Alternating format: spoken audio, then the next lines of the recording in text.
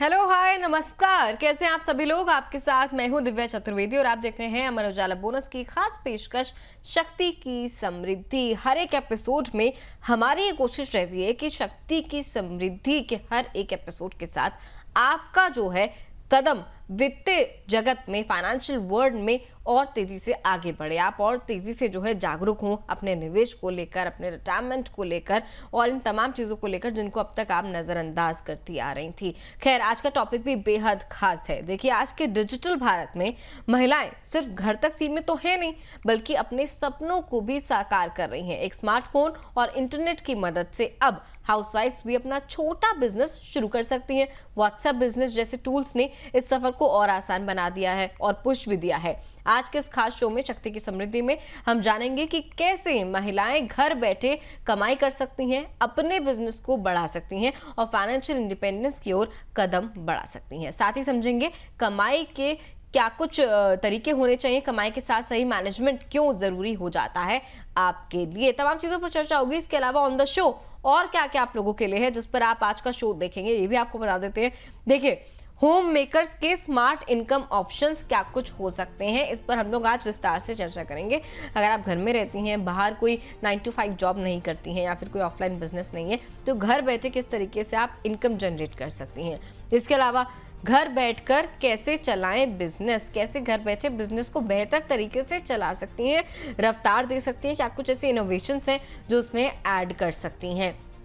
साथ ही आगे बढ़ेंगे, डिजिटल टूल्स बनेंगे आपका हथियार। किस तरीके से, जैसे कि हमने कहा व्हाट्सएप बिजनेस जैसा जो एक टूल है आपका एक हथियार बन सकता है अपने ऑनलाइन बिजनेस को आगे ले जाने में। और इसके अलावा कैसे हो अपने बिजनेस की शुरुआत, इस पर भी हम लोग चर्चा करने वाले हैं। क्या कुछ तरीके हैं जिनसे आप अपने छोटे से बिजनेस की शुरुआत जो है घर बैठे कर सकती हैं। चर्चा की शुरुआत करने से पहले देखते हैं एक महिला की कहानी जिसने व्हाट्सएप बिजनेस से घर बैठे छोटा काम शुरू कर आज स्टेबल इनकम बनाई है। स्नेहा मेहता हाउसवाइफ हैं। उन्होंने लॉकडाउन के दौरान घर से होममेड स्नैक्स बनाने का बिजनेस शुरू किया था। शुरुआत में उन्होंने अपने जान पहचान के लोगों को व्हाट्सएप पर प्रोडक्ट्स की फोटोज भेजी। धीरे धीरे उन्होंने व्हाट्सएप बिजनेस प्रोफाइल बनाया, कैटलॉग तैयार किया और स्टेटस के जरिए डेली अपडेट्स देने लगी।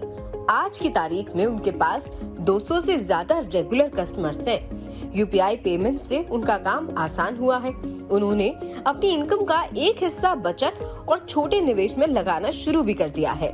स्नेहा की कहानी दिखाते हैं कि सही टूल और सोच के साथ कोई भी महिला वित्तीय रूप से आत्मनिर्भर बन सकती है। स्नेहा की तरह कैसे छोटी सी शुरुआत से आप भी अपना अच्छा खासा बिजनेस खड़ा कर सकती हैं, इसी मुद्दे पर हम आज चर्चा करेंगे। और आज के शो में हमारे साथ चर्चा करने के लिए जुड़ रही हैं, महिलाओं को ऑनलाइन बिजनेस की राह दिखाने के लिए और स्मार्ट मनी मैनेजमेंट की सही दिशा देने के लिए जुड़ रही हैं एमएसएमई ट्रांसफॉर्मेशन स्पेशलिस्ट दर्शना ठक्कर जी। मैम, बहुत बहुत स्वागत है आपका हमारे खास शो शक्ति की समृद्धि में। नमस्कार, thank you, thanks a lot. सबसे पहले तो मैम, जो हमने छोटी सी कहानी लोगों को दिखाई है स्नेहा के जरिए, जो है आप इसको कैसे देख रही हैं? इस कहानी से सबसे पहला सबक, सबसे पहली सीख हमें क्या मिलती है? सबसे पहले तो मैं ये कहूँ कि ये लॉकडाउन में स्टार्ट किया है, तो I can see it as a देखते हैं ना कि आपदा से अपॉर्चुनिटी तक। जैसे एक चैलेंज थी, लॉकडाउन में घर पे बैठना कंपलसरी था, कई लोगों की इनकम फ्रीज हो गई थी, तो एक उसको अपॉर्चुनिटी लिया, ना कि उसको चैलेंज लिया, और उसमें से एक बहुत बड़ा एक मोटिवेशन मिला और एक बिजनेस चालू किया। तो बहुत बड़ी बात है, इट्स एन इंस्पिरेशन है जो बाकी सब महिलाओं के लिए है वो, कि कोई भी चुनौती को एक तक के सामान देख के उसमें से कुछ ना कुछ रास्ता निकालना चाहिए। ठीक है मैम। मैम, इसके अलावा जैसे कि स्नेहा की कहानी में भी देखा हमने और अदरवाइज भी अपना खुद का छोटा बिजनेस अगर कोई भी महिला शुरू करना चाहती है, शुरू करने के लिए घर में रहने वाली जो खास करके महिलाएं हैं, उनके लिए डिजिटल प्लेटफॉर्म जो है कितने बड़े गेम चेंजर साबित हो सकते हैं? वो बहुत बड़े गेम चेंजर है, क्योंकि महिलाओं को एक है कि रिस्पॉन्सिबिलिटी है, पेरेंट्स है, इन लॉज है, बच्चे हैं, फैमिली को संभालना है, तो वो बाहर जाना बहुत मुश्किल है। अगर शॉप खोलनी है तो फिजिकल जाना पड़ता है, टाइम मैनेज करना पड़ता है, तो उसके सामने डिजिटल प्लेटफॉर्म जो है वो एक ऑनलाइन शॉप हो गई है। मोबाइल जो है आज के जमाने में सिर्फ मोबाइल चाहिए, आपको एक स्मार्टफोन चाहिए और इंटरनेट चाहिए, बस दैट्स ऑल, हो गया आपका काम। तो एक बहुत बड़ा प्लेटफॉर्म है डिजिटल प्लेटफॉर्म जो है, स्पेशली व्हाट्सएप, इंस्टा, फेसबुक, ये सारे जो प्लेटफॉर्म्स है वो महिला को घर से ही बिज़नेस करने में सक्षम बनाती है और उसकी मतलब बढ़ाती भी है बिज़नेस को।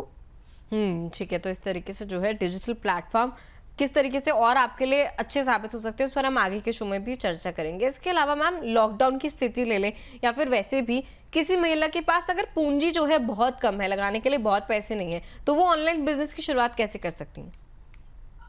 बिज़नेस करने के लिए एक ऑनलाइन बिज़नेस के लिए अगर आपके पास इन्वेस्टमेंट कम है, पूँजी नहीं है, तो एक लीन मॉडल करके स्ट्रैटेजी है। लीन मॉडल मतलब आप सर्विस बिज़नेस में जा सकते हैं, आपकी एक्सपर्टाइज़ के हिसाब से, या तो फिर आप प्री ऑर्डर मॉडल में जा सकते हैं, जैसे कि प्री ऑर्डर में ऑर्डर आने के बाद ही काम करें, पहले अच्छे सैंपल बना के, कैटलॉग बना के कैटलॉग अपलोड करें, कैटलॉग बना के रखें, जब किसी को व्हाट्सएप ग्रुप में भेज के ऑर्डर के सामने प्रोडक्ट बनाए और उसको बेचे, या तो फिर सर्विस बिजनेस में जैसे कि अगर किसी को एजुकेशन ज्यादा है तो ट्यूशन क्लास ले सकते हैं, या तो फिर ब्यूटी पार्लर का बिजनेस कर सकते हैं, सिलाई का काम कर सकती है, कुकिंग का काम कर सकती है, तो उसमें ज्यादा इन्वेस्टमेंट नहीं होता है। अगेंस्ट ऑर्डर बनाना, लीन बिजनेस बनाना और स्टेप बाय स्टेप आगे बढ़ना, छोटी सी प्रोडक्ट रेंज 2-3 प्रोडक्ट से चालू करके आगे बढ़ सकते हैं, तो उसमें ज्यादा पूंजी नहीं लगती है। और दूसरी चीज़ है कि आजकल तो गवर्नमेंट भी बहुत अच्छी स्कीम निकाल रही है। महिलाओं को अगर पूँजी नहीं है तो कुछ बिज़नेस करना है तो उसमें लोन भी मिलती है, सब्सिडी भी मिलती है और बहुत आसानी से मिल जाती है। तो वो एक प्रॉब्लम भी महिलाओं का सॉल्व हो जाता है उसमें से। मैम क्या ये जो लोन्स आए, जो आपने बोला सरकारी स्कीमें बहुत सारी हैं इस वक़्त, क्या ये छोटे ऑनलाइन बिज़नेस के लिए भी सरकार जो है प्रोवाइड कराती है? हाँ, हाँ, छोटे बिज़नेस के लिए भी प्रोवाइड कराती है, उसकी एक लिमिटेशन होती है आपका प्रोजेक्ट रिपोर्ट के हिसाब से और आपका बिज़नेस के इन्वेस्टमेंट के रिक्वायरमेंट के हिसाब से आपको रिपोर्ट बना के देना होता है। मगर वो मिलती है, मतलब 5 लाख से 10 लाख तक और उससे भी छोटी लोन जो है वो मिलती है। स्टैंड अप इंडिया स्कीम है गवर्नमेंट की, अलग-अलग बैंकों की स्कीम है, वो सारी स्कीम के अंतर्गत महिलाओं को लोन मिल सकती है। ठीक है मैम। इसके अलावा मैम क्योंकि हम बात कर रहे हैं डिजिटल वर्ल्ड की, जिसमें थोड़ा-सा टेक सेवी मुझे लगता है होना ज़रूरी है, आपको थोड़ी टेक्निकल नॉलेज जो होनी चाहिए। क्या मैम बिना टेक्निकल नॉलेज के जो महिलाएँ जो इतनी ज़्यादा टेक सेवी नहीं है, वो भी इस छोटे बिज़नेस की शुरुआत कर सकती हैं? बिल्कुल कर सकती है। ये बहुत अच्छा सवाल किया आपने, क्योंकि ये बहुत सारी महिलाओं को जो घर पे बैठती है और करियर ब्रेक पे है, उसको कॉन्फिडेंस लेवल कम हो जाता है कि भई मैं तो बस मेरी लाइफ में सिर्फ खाना पकाना, घर सँभालना, बच्चों सँभालना इतना ही है। तो वो एक कॉन्फिडेंस लेवल कम हो जाता है, तो वह आपको बोल रही टेक्निकल एक्सपर्टीज़ की ज़रूरत नहीं है।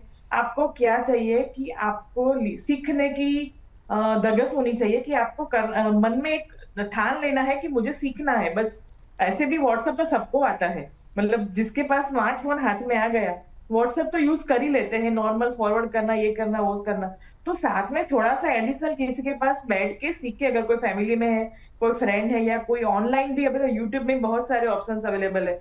तो ऑनलाइन में भी सीख के टेक्नोलॉजी को जो प्राइमरी चीज़ चाहिए वो सीख सकते हैं।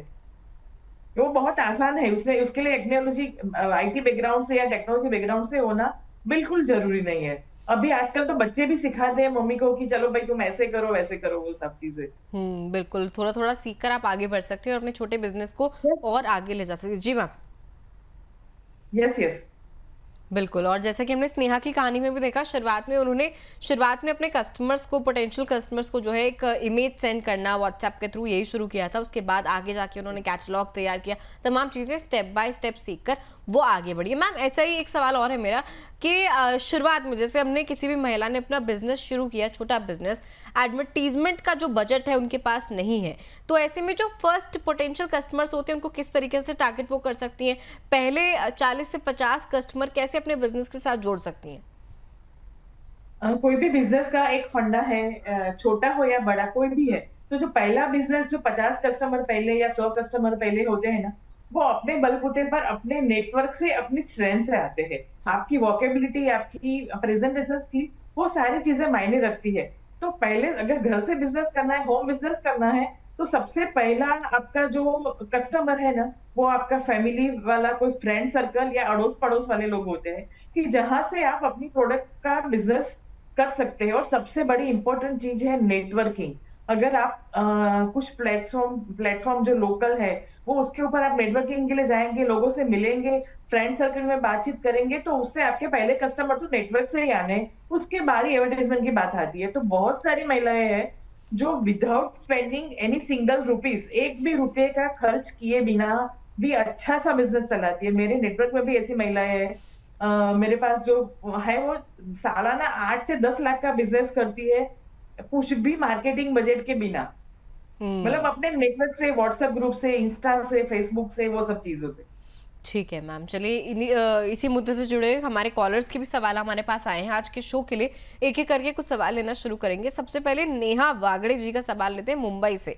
कह रही है, मैं घर से ऑनलाइन बेकरी शुरू करना चाहती हूँ, कम बजट में शुरुआत कैसे कर सकती हूँ? मैम नेहा जी को क्या आपकी सलाह रहेगी, ऑनलाइन बेकरी जैसा बिजनेस कितना ठीक है अगर शुरुआत करना चाहती हैं इसकी तो, और कम बजट में कैसे शुरू कर सकती हैं? वो बहुत बढ़िया बिज़नेस है, क्योंकि आजकल कमर्शियल बेकरीज़ तो बहुत ज़्यादा है। तो अभी आजकल बर्थडे का ट्रेंड हो गया है कि बर्थडे है, एनिवर्सरी है या कुछ भी छोटा-मोटा ऑकेशन है तो केक लोग लाते हैं, और अभी की जो मदर्स है, वो सोचती है कि मेरे बच्चे को जो मैं केक लाऊँ वो हेल्दी हो, अच्छा हो। किसी को अगर जैन है, वैष्णव है तो एगलेस चाहिए। वो सारे ऑप्शन चाहिए होते हैं, तो घर से बेकरी का बिज़नेस करना, कस्टमाइज़ प्रोडक्ट बना के देना, वो बहुत बड़ी बात है और उसमें बहुत अच्छा पोटेंशियल भी है। आपको उसमें कम बजट में स्टार्ट करना है तो you can start with the low pre order. जैसे मैंने पहले बताया कि आप प्री ऑर्डर मॉडल से काम करें, कि ऑर्डर आने के बाद ही आप उसके रिक्वायरमेंट के हिसाब से क्वांटिटी और उसका स्पेशलाइजेशन बनाएं। पहले 3-4 चीजें ही रखें कि बेसिक जो आइटम है, तो वो चीज रख के आप कर सकते हैं बिजनेस स्टार्ट। आप कहीं पे कुछ सैंपल्स बना के, बेकरी प्रोडक्ट के सैंपल्स बना के, कोई ग्रुप होता है जहाँ पे गैदरिंग है या कुछ सोशल इवेंट है, तो वहां पे आप सैंपल भी फ्री में बांट के आप एक कस्टमर बेस एक्वायर कर सकते हैं। तो उसके लिए बहुत बड़ा बजट नहीं चाहिए, आप लीन मॉडल चालू करें और प्री ऑर्डर से काम करें, तो बहुत कम इन्वेस्टमेंट से बेकरी बिजनेस हो जाएगा स्टार्ट। ठीक है मैम। मैम ये नेहा जी का जो बेकरी से रिलेटेड सवाल था, इससे एक सवाल मेरे मन में भी आया। मेरी एक नेबर है, वो टेलरिंग का काम भी करती हैं, कपड़े सिलाई का काम भी है उनका, इसके अलावा वो ब्यूटी पार्लर का काम भी करती हैं, घर घर जाके सर्विस प्रोवाइड करती हैं। इसके साथ ही वो एक छोटी सी बेकरी भी अपनी चलाती है घर से ही, जैसे कि आपने कहा प्री ऑर्डर पे जो है अपना प्रोडक्ट तैयार करें और फिर उसको सेल ऑफ करें, ये भी करते हैं। तो क्या मैम महिलाओं के लिए एक साथ इतने वैरायटी के काम करना ठीक है, या फिर किसी एक ही वैरायटी पर जो है फोकस करें, किसी एक ही थीम पर फोकस करके आगे बढ़े? मेरे हिसाब से तो वो ठीक नहीं है, क्योंकि हमारे गुजराती में एक कहावत है कि "जाजा रसोइया रसोई बगाड़े"। मल्टीपल चीज़ को वो एक साथ मैनेज नहीं कर पाएगी और उसकी एक मार्केट में जो इमेज है ना, फोर्टे उसकी नीच वो नहीं बन पाएगी। हम्म। अगर सिमिलर कैटेगरी में अलग-अलग प्रोडक्ट रहेंगे वो ठीक है। अगर आप बेकरी बिज़नेस में हैं, तो आप डिफरेंट कुकी बनाओ, चॉकलेट बनाओ, केक बनाओ, मफिन्स बनाओ, ब्रेड भी आप बना सकते हो। चलो अभी अभी तो लोगों को बहुत हेल्थ कॉन्शियस है, तो व्हीट ब्रेड बनाना सीखो, व्हीट का बन बनाओ, वो सारी चीज़ें आप अच्छे से कर सकते हो। मगर आप मल्टीपल चीज़ें अगर करोगे ना, तो एक तो पहली चीज़ आपका फ़ोकस नहीं रहेगा कि कभी ये ऑर्डर आया, कभी दोनों दिन मिक्स हो गया, तो आप सर्व नहीं कर पाओगे, डिलीवरी नहीं होगी अच्छे से टाइम पे, कस्टमर सैटिस्फैक्शन या क्वालिटी इश्यू आ जाएँगे। और आपकी मार्केट में सबसे बड़ी चीज़ है इंप्रेशन, जो एज़ अ बिज़नेस पर्सन होती है ना, वो डिस्ट्रॉय हो जाती है। तो हम्म। मेरे हिसाब से आपकी जो एक्सपर्टीज़ है, आपका जो इंटरेस्ट है और आपके आजू-बाजू में जो जिसका रिक्वायरमेंट है, डिमांड है, तो डिमांड के हिसाब से बिज़नेस चूज़ करके उसके ऊपर फ़ोकस करना चाहिए, ना कि सभी चीज़ों को अलग से मिला के करना चाहिए। ठीक है मैम, चलिए आगे बढ़ेंगे। एक और सवाल लेते हैं फरजाना सईद जी का लखनऊ से। कह रही हैं, ऑनलाइन बिजनेस के लिए सबसे पहले कौन सा प्लेटफॉर्म चुनना सही रहेगा? मैम अगर अपना ऑनलाइन बिजनेस शुरुआत करना चाहती हैं तो कौन सा ऑनलाइन प्लेटफॉर्म जो है सबसे बेस्ट है? अगर आपके पास अच्छा-सा नेटवर्क है, व्हाट्सएप में कनेक्ट्स है, कॉन्टैक्ट्स है, तो सबसे पहला ईज़ी और फ्री जो है ना, वो व्हाट्सएप है, जहाँ से आप स्टार्ट कर सकते हैं। आपके जो जितने भी कॉन्टैक्ट्स हैं, फ्रेंड्स हैं, फैमिली मेंबर्स के, अभी तो बहुत सबके फैमिली के ग्रुप हो गए हैं, सोसाइटी के ग्रुप हो गए हैं, रेसिडेंट के, प्रोफेशनल ग्रुप भी होते हैं, हस्बैंड के या फैमिली के भाई है या कोई और ग्रुप है, तो वो ग्रुप के थ्रू, एक व्हाट्सएप के थ्रू कर सकते हैं। दूसरा सोशल मीडिया, इंस्टा और फेसबुक भी बहुत अच्छा प्लेटफ़ॉर्म है। जैसे बात करें कि जो ज़ेन ज़ी और मिलेनियल लोग हैं, वो इंस्टा पे बहुत ज़्यादा एक्टिव है। तो अगर आपकी प्रोडक्ट रेंज उसको वो रेंज में आती है कि आपके जो पोटेंशियल कस्टमर है, वो मिलेनियल है या ज़ेन ज़ी है, तो आप इंस्टा के ऊपर फ़ोकस करें। इंस्टा पे रील बना के, पोस्ट बना के, स्टेटस रख के आप कर सकते हैं। अगर आपके जो टारगेट कस्टमर है, पोटेंशियल कस्टमर है, थोड़ी ज़्यादा एज वाले हैं, 40 प्लस वाले हैं, तो वो फेसबुक पे ज्यादा एक्टिव है, तो फेसबुक पे आप पोस्ट बना के, रील बना के आप बेच सकते हैं। तो ये 3 जो है ना वो B2C प्रोडक्ट, जैसे कि अभी हम बात करें महिलाओं की, तो डायरेक्ट कस्टमर से डील करने वाले बिज़नेस की बात करें B2C, तो उसके लिए व्हाट्सएप, फेसबुक और इंस्टाग्राम सबसे बढ़िया प्लेटफ़ॉर्म है मेरे हिसाब से। ठीक है, और मैम ने जो है एज क्लासिफिकेशन के हिसाब से भी बता दिया किस एज का क्राउड जो है आपको किस प्लेटफॉर्म पर ज़्यादा मिल जाएगा और आप कैसे अपने प्रोडक्ट को एडवर्टाइज कर सकती हैं। साथ ही एक सवाल है रचना रॉय जी का, रचना राय पटना से कह रही है व्हाट्सएप पर प्रोडक्ट्स बेचने के लिए ट्रस्ट कैसे बनाया जा सकता है। ये सवाल मैम थोड़ा सा मैं इसी में ऐड ऑन करना चाहूँगी रचना जी के सवाल में कि कैसे कस्टमर का जो है ट्रस्ट शुरुआती दौर में जो है बिल्ड करें। क्या कुछ ऐसा कर सकती हैं महिलाएं कि जो भी प्रोडक्ट बेचती हैं, जैसे कई बार होता है जैसे चाइनीज़ प्रोडक्ट हो गए, कुछ होम अप्लायंसेस हो गई, इस तरीके के जो प्रोडक्ट्स हैं छोटे मोटे, क्या वो अपने नोन लोगों को एक बार जो है फ्री में कुछ चीज़ें देकर, कुछ सैंपल देकर, बहुत ज़्यादा अपना नुकसान भी ना हो लेकिन हाँ उन्हें समझ आए कि किस तरीके का प्रोडक्ट जो है ये सेल कर रहे हैं, क्या इस तरीके का कोई टैक्टिक अपना सकती हैं? मेरे हिसाब से फ्री का तो बहुत ज़्यादा नहीं करना चाहेंगे। अगर आप परचेज़ करके लेके आती है, तो वो मॉडल नहीं चलेगा। मगर डेफ़िनिटली आप कुछ बनाते हैं, खुद से बनाते हैं, तो आप छोटे-छोटे सैंपल्स बना के फ्री में आप देख सकते हैं कि आप कोई फूड प्रोडक्ट बनाई है, तो आप टेस्ट करो। कोई क्लॉथ की आइटम है या कोई ज्वेलरी बनाई है, तो आप फ्री के सैंपल दे के आप एक बार स्टार्ट कर सकते हैं कि चलो भई एक बार फ्री सैंपल दिया और उसके साथ में मार्केटिंग हो जाएगी अपनी थोड़ी। व्हाट्सएप पे बेचने के लिए सबसे पहले आपको 2-3 चीज़ों का ध्यान रखना है। व्हाट्सएप पे क्या आपके पास नोन लोग भी आएँगे और अनजान लोग हैं जो आपके डायरेक्टली कनेक्टेड नहीं है, वो भी आएँगे। तो आपको ट्रस्ट बिल्ड करने के लिए एक तो क्वालिटी अच्छी रखनी है प्रोडक्ट की, कि वो कस्टमर का ऐसा होता है ना कि एक कस्टमर 3 कस्टमर लेके आता है, वो मल्टीपल में चेन चलती है। तो अगर आपकी क्वालिटी अच्छी है, आपकी प्राइस रीज़नेबल है, मार्केट अभी सब लोग इतने अवेयर है ना कि आप कोई भी प्राइस में नहीं बेच सकते। बायर मार्केट हो गया है, तो आपकी प्राइसिंग ऐसी होनी चाहिए कि मार्केट में आपकी प्राइस कम हो अदर जो कॉम्पिटिटर है उसके सामने, तभी आपके पास कस्टमर आएगा और रिपीट कस्टमर आएगा। तो व्हाट्सएप से आप एक तो प्राइसिंग मॉडरेट रखें कि आपका नुकसान भी ना हो मगर रिपीट कस्टमर भी आए। क्वालिटी मेंटेन करें उस प्रोडक्ट की और डिलीवरी टाइम पे पहुंचाए आप कस्टमर को। अगर आप ऑनलाइन है या ऑफलाइन है, जो भी आपको है डिलीवरी करवानी है कस्टमर को, वो आपको टाइम सर करनी है कि ताकि उसका विश्वास बना रहे। तो वो ट्रस्ट जीतना बहुत आसान है, आपको थोड़ा-सा एक्स्ट्रा एफर्ट लगाना पड़ेगा, डेडिकेशन रखना पड़ेगा आपके बिज़नेस के ऊपर। कंसिस्टेंसी रखनी पड़ेगी, कंसिस्टेंसी बहुत ज़रूरी है। ठीक है मैम, चलिए आगे बढ़ेंगे। बाकी जो दर्शक है वो भी अपने सवाल हमें किस तरीके से भेज सकते हैं, तरीका बहुत आसान है। हमारे शो के कमेंट सेक्शन में आप अपने सवाल लिख सकते हैं। इसके अलावा हमारा व्हाट्सएप नंबर जो आप स्क्रीन पर देख रहे हैं 9354027995, इस पर शक्ति लिखकर अपना सवाल आगे लिखिए और हमें व्हाट्सएप कर दीजिए। आपका सवाल सीधा हमें शक्ति की समृद्धि के लिए मिल जाएगा। इसके अलावा फेसबुक या एक्स हैंडल पर अगर आप एक्टिव हैं तो वहाँ पर भी अपने सवाल हमारे साथ साझा कर सकते हैं, हमें टैग करके या फिर डायरेक्टली हमारे पेज पर आके। चलिए अब चलते हैं हमारी सहयोगी अंजलि के पास। हमारी सहयोगी अंजलि व्हाट्सएप बिजनेस और टाइड के आंकड़े लेकर आई हैं जो दिखाते हैं डिजिटल बिजनेस अपनाकर महिलाएं कैसे ग्रोथ की नई कहानी लिख रही हैं।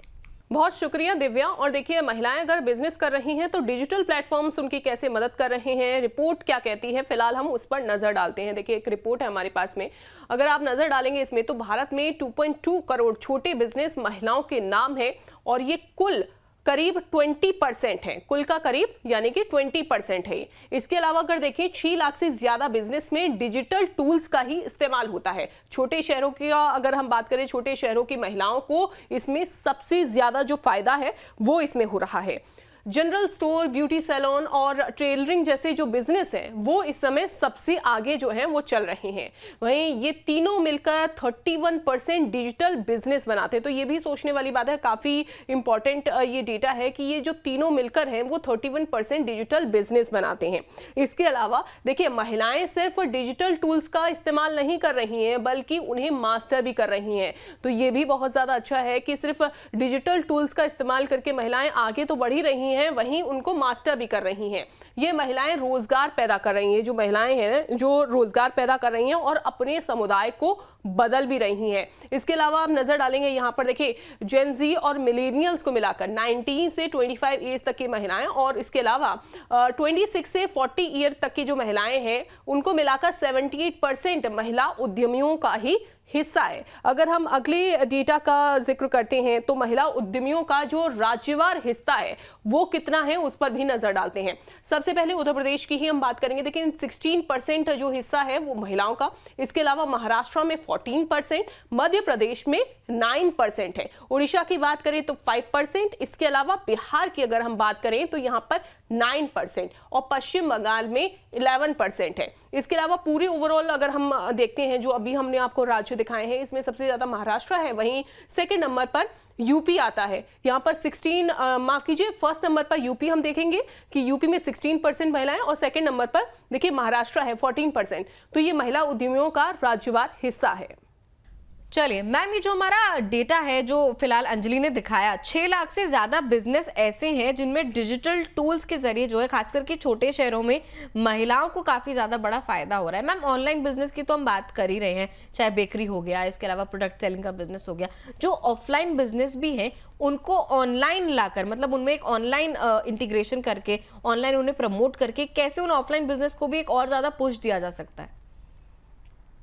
ऑफलाइन बिजनेस जो है ना वो एक लोकलाइज हो जाता है कि अगर आपकी जो रीजन में आपकी शॉप है या आपकी प्रेजेंस है वही रीजन में आपके टारगेट कस्टमर हो सकते हैं, तो वो एक लिमिटेड बिजनेस की साइज हो सकती है। और अभी तो ऑनलाइन बिजनेस से आप कहीं भी इंडिया में, पूरे कंट्री में कहीं भी आप प्रोडक्ट बेच सकते हैं, कहीं पे भी आप रीच कर सकते हैं। और ऑनलाइन बिजनेस से एक होता है कि कस्टमर बेस बढ़ता है, स्केल अप जल्दी से कर सकते हैं अपने बिजनेस को कहीं भी। और दूसरा अच्छी बात यह है कि ऑनलाइन बिजनेस मॉडल है वो 24/7 एक्टिव रहता है। अगर आपकी ऑफलाइन शॉप है या आपका कोई लोकेशन है, शोरूम है, बुटीक है, तो आप मैक्सिमम उसको सुबह 9 से रात के 7, 8, 9 तक चला सकती है।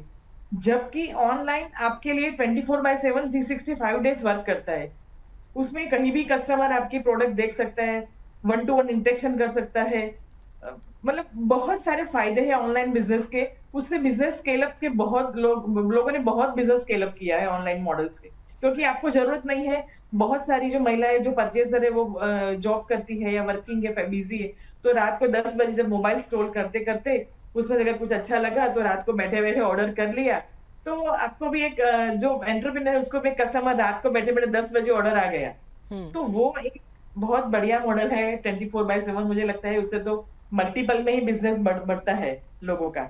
ठीक है मैम। वैसे मैं आपसे ये जानना चाह रही थी कि लोकल बिजनेस के लिए व्हाट्सएप को जो है डिजिटल शॉप की तरह किस तरीके से इस्तेमाल किया जा सकता है? मुझे लगता है यही वो एक तरीका हो सकता है जो आपने अभी बताया। हाँ, व्हाट्सएप में है ना, एक सबसे बड़ी बात यह है कि अभी तो व्हाट्सएप पर बिजनेस है, तो उसमें आपके प्रोडक्ट के कैटलॉग, प्रोडक्ट की कैटेगरी, प्राइस लिस्ट वो सब रख के उसमें आप प्रमोट कर सकते हैं। दूसरा, आप व्हाट्सएप में ग्रुप में डालो मैसेज एवरीडे। कुछ पीक टाइम होते हैं कि जहाँ पे आपके व्हाट्सएप के मैसेज को ज्यादा रीड किए जाएंगे। जैसे कि अगर महिलाओं को लगती प्रोडक्ट है तो शाम के टाइम पे, जैसे अगर ऑफिस वाली महिलाएं आपकी टारगेट कस्टमर है तो आपको 4 से 5 के बीच में कुछ पोस्ट करना चाहिए ग्रुप में, या तो व्हाट्सएप पे स्टेटस रखना चाहिए। तो जैसे कि घर जाने से पहले फाइनली, जैसे हम देखते हैं ना मोबाइल को, तो हर बार हमें आदत हो गई है, अभी एडिक्शन हो गया है कि हर बार देखते रहो।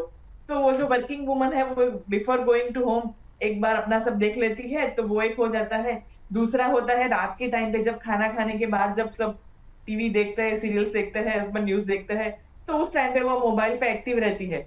तो व्हाट्सएप पे स्टेटस रख के, व्हाट्सएप ग्रुप में फॉरवर्ड करके आप लोग ये इसको टारगेट कस्टमर तक अपनी प्रोडक्ट पहुंचा सकते हैं बहुत आसानी से। उसमें आप प्राइस डालो, पिक्चर डालो और एक्चुअल पिक्चर डालो प्रोडक्ट का। मतलब ऐसा नहीं कि कोई डमी कैटलॉग किसी के, बहुत लोग ऐसा करते हैं कि ऑनलाइन से पिक उठा के डाल देते हैं, वो नहीं करते हैं। एक्चुअल प्रोडक्ट का पिक्चर लेके वो डालना है, तब जाके वो एक इफेक्ट आएगी और इम्पैक्ट आएगी। ठीक है, और आप ज़्यादा ऑथेंटिसिटी आपकी जो है ज़्यादा सामने निकल कर आएगी कस्टमर्स के प्रति। इसके अलावा मैम अगर हम बड़ी पिक्चर देखें, ये तो हम बात करें इंडिविजुअल लेवल पे, कैसे कोई महिला जो है बिजनेस की शुरुआत छोटे लेवल पे व्हाट्सएप से या फिर किसी भी डिजिटल प्लेटफॉर्म से कर सकती हैं।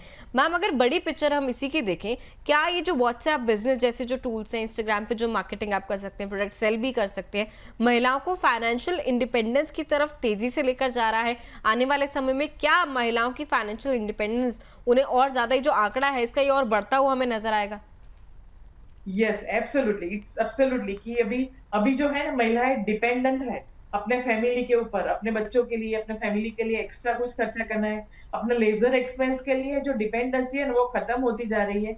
अभी वो फाइनेंशियल इंडिपेंडेंट हो जा रही है, ना कि इंडिपेंडेंट, वो अपना फ्यूचर भी सिक्योर करती है, अपना खुद का बिजनेस करके अपना भविष्य सिक्योर करती है कि अगर फ्यूचर में जब हेल्थ थोड़ी वीक हो जाएगी 60 के बाद, रिटायरमेंट के बाद, या जब कुछ काम कर पाएंगे, कम कर पाएंगे, उस टाइम के लिए एक पूंजी जमा करनी है, बच्चों के भविष्य के लिए एक पूंजी जमा करनी है, वो सब अपने बहुत अच्छे से कर पा रही है। नॉट ओनली इंडिपेंडेंट, बट वो बहुत आगे जाके अपना भविष्य बना रही है महिलाएं। ठीक है मैम, इसके अलावा हम बात तो कर ही रहे हैं किस तरीके से आप डिजिटली और आगे बढ़ सकती हैं, अपने बिजनेस को आगे बढ़ा सकती हैं, लेकिन मैम डिजिटल होने के साथ साथ, ऑनलाइन होने के साथ साथ एक चीज़ और आती है, जैसे व्हाट्सएप पेमेंट्स जो हो गया, यूपीआई हो गया, उसके जरिए ट्रांजैक्शंस जो हैं कितना सेफ है और कितना एफिशिएंट है, किस तरीके से जो है इन चीज़ों को संभल कर इस्तेमाल करें महिलाएं जो भी अपना छोटा सा बिजनेस जो है ऑनलाइन शुरू कर रही हैं। हाँ, वो एक्चुअली यूपीआई जो है, व्हाट्सएप बिजनेस है, गूगल पे है, या गवर्नमेंट का भीम ऐप है, या सभी बैंकों का भी यूपीआई इंडिविजुअल प्लेटफॉर्म होता है, वो सारे सेफ है। मगर उसमें सावधानी बहुत जरूरी है। बहुत बार बैंक और गवर्नमेंट भी सभी माध्यम से इंफॉर्मेशन देती है कि आप किसी स्कैम में ना फंस जाओ, किसी अननोन लिंक को शेयर मत करो, इसको क्लिक मत करो, किसी को ओटीपी मत दो, वो सारी चीजों का ध्यान रखना होता है। जैसे कि मैं एक एग्जांपल देती हूँ, व्हाट्सएप के स्कैम की बात करें तो कुछ 1-1.5 साल पहले मेरे कुछ प्रोफेशनल ग्रुप में से मेरे मुझे किसी ने मैसेज किया कि मैं कुछ काम कर रहा हूँ, तो आपके व्हाट्सएप में मेरा एक ओटीपी आया है, आप मुझे वो ओटीपी दो, ऐसा मुझे उसने मैसेज किया। हम्म। तो मुझे लगा कि ऐसा तो कभी हो ही नहीं सकता है कि किसी को ऐसा मैसेज आए ऐसा। तो मैंने उठा के उसको फोन किया कि भाई ये तूने मेरे मोबाइल पे क्यों ओटीपी भेजा है? क्यों? तो उसने बोला मैडम अरे गलती हो गई, वो किसी ने मेरा व्हाट्सएप हैक कर लिया है, तो आप कुछ मत करो। तो मैंने इमीडिएटली हमारा जो ग्रुप एडमिन था उनको बोल के वो बाकी सबको भी सेव करवाया। मगर उससे पहले वो आदमी ने जिसने व्हाट्सएप हैक किया था, उसने किसी और फ्रेंड को भी ऐसा ओटीपी भेजा और उसको बोला। तो उसको पता नहीं, उसको लगा कि ये मेरा फ्रेंड है, कुछ उसको दिक्कत आई होगी मोबाइल में, तो उसने ओटीपी भेजा, तो उसने तुरंत ओटीपी टाइप करके वापस भेज दिया, तो उसका भी व्हाट्सएप हैक हो गया दूसरे दोस्त का। तो ऐसी चीजें होती रहती है, तो आप सावधान रहना बहुत जरूरी है। कोई भी चीज, कुछ कुछ भी नंबर शेयर करने से पहले, अगर पहचान वाला भी क्यों ना हो, खास फ्रेंड है या कोई फैमिली मेंबर है, मगर पहले कंफर्म करो, उसके बाद ही कुछ भी शेयर करो। एटलीस्ट बात करो, मैसेज पे रिप्लाई नहीं करना है। ठीक है मैम, इसके साथ ही मैम डिजिटल ट्रांजैक्शन जो होती है ऑनलाइन बिजनेस में, उसके रिकॉर्ड रखना कितना ज़रूरी हो जाता है किसी के लिए भी, उसे कैसे मेंटेन कर सकते हैं? वो एब्सोल्युटली बहुत जरूरी है। उसको अगर आप थोड़ा-सा कंप्यूटर जानते हैं या कंप्यूटर आपके पास एक्सेस है, तो आप एक्सेल शीट बना के उसका पूरा बैलेंस शीट बना सकते हैं कि इनकमिंग क्या है, आउटगोइंग खर्चे क्या है, आपके एडमिनिस्ट्रेटिव खर्चे क्या है, वो सारी चीजें। अगर नहीं आता है तो आप डायरी में सिंपल लेफ्ट राइट बना के कर सकते हैं। वो बहुत जरूरी इसलिए है कि वो इनकम का जो रिकॉर्ड है वो फ्यूचर के लिए आपके पास एक सोर्स ऑफ क्रेडिटेबिलिटी है। अगर आपको फ्यूचर में जाके बिजनेस को एक्सपांड करना है, उसमें लोन लेनी है, तो वो एक टूल है। आपको बहुत सारी महिलाएं जो है ना, वो अभी तो थोड़ी अवेयर हो गई, मगर पहले की बात करूं मैं, तो आईटी रिटर्न नहीं भरते थे, पैन कार्ड नहीं होता था। तो उसमें क्या होता है, अगर आप महीने महीने कितना सा कमा के आपने पूंजी जमा की है, उसका प्रूफ क्या है कि आपने खुद कमाई है, तो आपको उसके हिसाब से फंडिंग नहीं मिलती है, लोन नहीं मिलती है। आपको कहीं भी करीबन आपको होम लोन लेनी है या कार लोन लेनी है या बिजनेस लोन लेनी है, कुछ भी लेनी है, आपके पास इनकम, सोर्स ऑफ इनकम जो है उसका एक प्रूफ होना चाहिए। तो वो प्रूफ आप बनाने के लिए आप रिकॉर्ड भी रखें और उसका कोई अकाउंटेंट के पास बैठ के आईटी रिटर्न भरवाए, ताकि आपके पास एक रिकॉर्ड जमा हो और आपको भी पता चले कि आपने कितना कमाया, कितना गवाया। ठीक है, चाहे आपका बिजनेस छोटा है या फिर बड़ा है, या फिर आपने अभी अभी बिजनेस की शुरुआत की है, जो भी आपकी पेमेंट्स आ रही हैं कस्टमर्स के थ्रू, उनका जो है एक डिजिटल रिकॉर्ड आपको बनाकर चलना है, क्योंकि जैसे कि मैम ने कहा आगे चल के फ्यूचर में आपको इसी पर लोन मिलने में, क्रेडिट मिलने में जो है आसानी हो जाएगी, अगर आपके पास अपनी इनकम का रिकॉर्ड जो है बराबर तरीके से मेंटेन होगा। कुछ और दर्शकों के सवाल लेते हुए आगे बढ़ेंगे। सोनीपत से हमारे एक दर्शक हैं अनीता मलिक, उनका सवाल आया है, कह रही है क्या लोन लेकर व्हाट्सएप आधारित बिजनेस को बढ़ाना ठीक रहेगा? मुझे लगता है मैम एक ज़रूरी सवाल है ऐसे टाइम में जहां लोन लेना बहुत आसान हो गया है मोबाइल ऐप्स के जरिए डिजिटली। ऐसे में जो छोटे बिजनेस हैं व्हाट्सएप आधारित हैं या फिर कोई भी डिजिटल प्लेटफॉर्म पर हम बिजनेस चला रहे हैं, उनके लिए लोन लेकर उन्हें एक्सपैंड करना, उन्हें बढ़ाना आगे, क्या वो ठीक स्ट्रैटेजी है? वो एक डिपेंड करता है लेवल के ऊपर, आपका बिजनेस का साइज कितना बढ़ गया है। अगर आपको स्टार्ट करना है ना, तो स्टार्ट करने के लिए ज्यादा इन्वेस्टमेंट करके लोन करके नहीं करना चाहिए। आप शुरुआत करो पहले कम इन्वेस्टमेंट से, आपके पास कुछ मूड़ी है, उसमें जो प्रॉफिट आता है उसको री इन्वेस्ट करो, उसको वो लगा के एक लेवल के बाद आप लोन लो, क्योंकि लोन में इंटरेस्ट चलता है। अगर आपका प्रॉफिटेबिलिटी कम हुआ या बिजनेस थोड़ा डिले चला, तो आपका इंटरेस्ट पाइल अप हो जाएगा, इंटरेस्ट बढ़ जाएगा। दूसरी चीज है कि लोन आप कौन सी लेते हो, वो भी बहुत बड़ी बात है। अगर आप गवर्नमेंट बैंक की या ऐसी कोई लोन है, तो उसमें आपको डेफिनेटली कुछ रेट ऑफ इंटरेस्ट का बेनिफिट है। मगर अगर कोई प्राइवेट बैंक से या प्राइवेट एनबीएफसी से लोन लेता है, तो उसका रेट ऑफ इंटरेस्ट बहुत ज्यादा होता है। तो आपको वो लो, उसमें 12% से लेके 16% तक का रेट ऑफ इंटरेस्ट जाता है, अगर एनबीएफसी से आप लोन लेते हो तो उतना अगर मार्जिन नहीं है, तो आपका वो आप मतलब देवादार हो जाओगे आप। तो वो एडवाइजेबल नहीं है शुरुआत में लोन लेकर बिजनेस करना। शुरुआत में आप करो, एक लेवल के ऊपर पहुंचने की बाद ही लोन लेना मेरे लिए एडवाइजेबल है। ठीक है मैम, आगे बढ़ते हैं। अंजलि मिश्रा जी का सवाल लेते हैं भोपाल से। कह रही है छोटी कमाई से बचत और निवेश कैसे शुरू करें? मैम, अगर डिजिटल बिजनेस ही है, व्हाट्सएप के थ्रू ही बिजनेस शुरू किया है, छोटी मोटी कमाई उससे होनी शुरू हुई है, तो कब जो है अपने निवेश की और बचत की शुरुआत किसी भी महिला को करनी चाहिए? डे 1 से करनी चाहिए। और कैसे? उसमें उसमें ऐसा है कि 50-30-20 का रूल रखना चाहिए। हम्म। 50% जो है ना, आपकी जो भी कमाई है ना, उसको 50% आप बिजनेस में रखो, खर्च करने के लिए या घर का खर्च निकालने के लिए। 30% जो है ना, आप बचत करो, कि अगर आपको बिजनेस के लिए रोटेशन के लिए अगर कभी एक्सपांड करना है, घर में कुछ अलग से खर्चा आ गया, तो बिजनेस में कुछ नया लेना है, टेक्नोलॉजी लेना है, नई मशीनरी लेनी है, या कुछ कुछ भी करने के लिए वो 30% बचत करो। और 20% आप इन्वेस्ट करो, जो आपके रिटायरमेंट प्लानिंग बोल सकते हैं या फ्यूचर की जो रिक्वायरमेंट है। तो 50-30-20 का थंब रूल है। 50% खर्च करो, 30% बचत करो, और 20% का निवेश करो। बहुत लोग ऐसे होते हैं कि 80% 90% तक खर्च कर देते हैं, बस जब जाके बिजनेस को एक्सपांड करना है, तब उनके पास पूंजी नहीं होती है। तो वो नहीं करना है। अगर आपकी इनकम कम है, तो खर्चा कम करके आपको बचत और निवेश पे फोकस करना चाहिए। ठीक है मैम, तो 50-30-20 का रूल अपनाकर आप अपने छोटे से बिजनेस में आगे बढ़ सकती हैं। इससे आपकी बचत भी होगी, बिजनेस को भी बढ़ावा मिलेगा, आपके छोटे से काम को भी बढ़ावा मिलेगा। आगे जाके आप उसे अगर बढ़ाना चाहती हैं, उसमें और एक्सपेंशन करना चाहती हैं, वो भी आप आसानी से कर पाएंगी। साथ ही आपका निवेश और बचत भी ठीक तरीके से आगे बढ़ता रहेगा फ्यूचर के लिए। मैम, हमारी तमाम चीज़ों पर चर्चा हुई, बहुत सारे ऑडियंस के सवाल थे जिन पर आपने क्लैरिटी दी। आखिर में एक समअप करने के लिए एक सवाल मेरा ये रहेगा कि अगर एक हाउसवाइफ आज अपना व्हाट्सएप बिजनेस शुरुआत करती हैं, शुरू करना चाहती हैं, तो उनका सबसे पहला स्टेप क्या होना चाहिए, पहला कदम क्या होना चाहिए, और किन 3 चीजों का सबसे ज्यादा ध्यान उन्हें रखना चाहिए? बहुत बड़ी बात पूछी आपने, और ये बहुत जरूरी है। बहुत लोगों को कंफ्यूजन रहता है कि कुछ करना है, क्या करना है वो पता नहीं है। तो सबसे पहला थंब रूल है, अपना खुद का एनालिसिस करो। क्या आपके पास एक्सपर्टीज है, आपको क्या काम करना अच्छा लगता है और आता है, दोनों चीजों को मिलाना जरूरी है। कुछ काम आपको अच्छा लगता है मगर वो आता नहीं है, कुछ काम आता है मगर वो काम करना अच्छा नहीं है। तो हॉबी और एक्सपर्टीज दोनों को मिला के एक बिजनेस आइडिया चूज करना चाहिए।